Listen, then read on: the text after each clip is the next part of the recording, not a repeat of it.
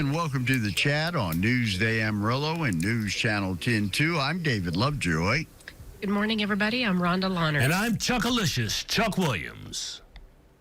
And we're joined today by Mr. Michael Lopez. He's with the Golden Spread Council of Scouts here in our community, and a big event. And we talk about the enthusiasm that these young people attack this with. The Scouting for Food program, it's time to do it again. Mr. Lopez, thank you for joining us this morning.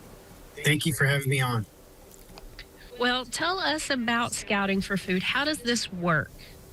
Okay, so Scouting for Food, as we know, is an annual canned packaged food drive.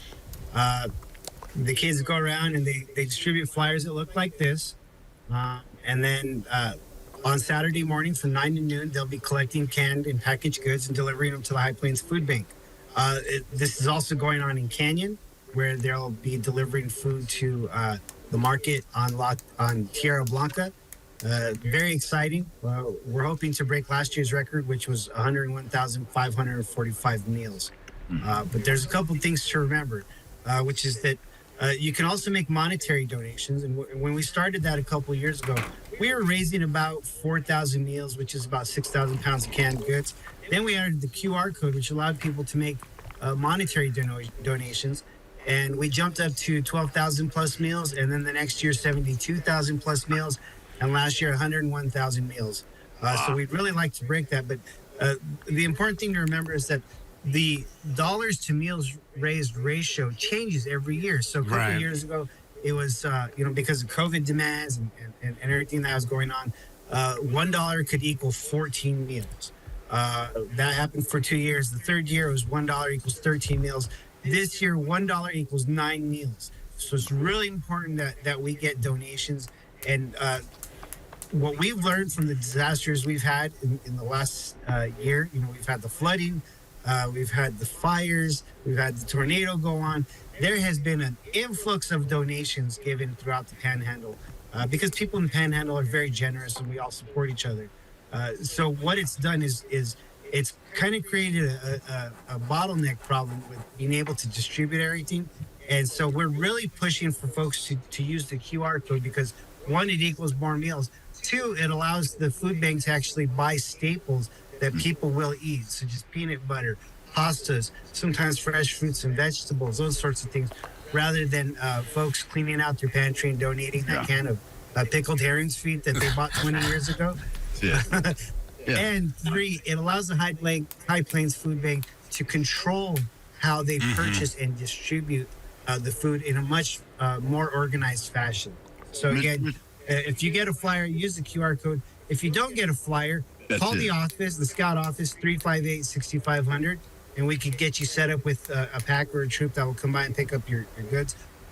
Drop things by the High Plains Food Bank from 9 to noon on Saturday.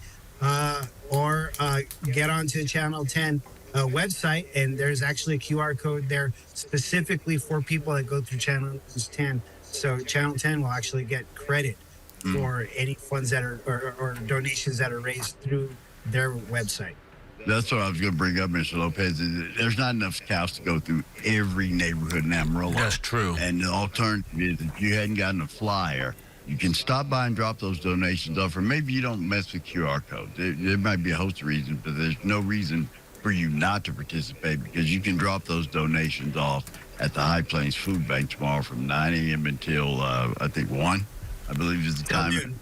Until noon. And so because it's just, as many people in neighborhoods we have in Amarillo, there's just not enough scouts to go down every street. And so that doesn't mean you can't participate. You can call the Golden Spread Council.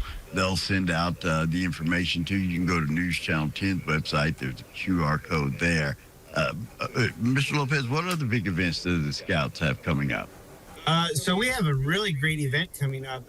It's our 5th annual Space Derby. So with the Space Derby, the kids make these little rockets. They're made out of cardstock and electrical tape.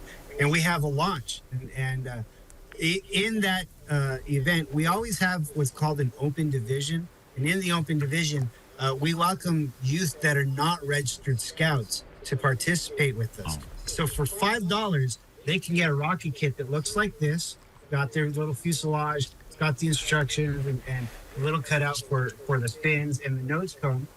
And for another $5, they gain entry into the event. It's going to be at Tradewind Airport, April 20th.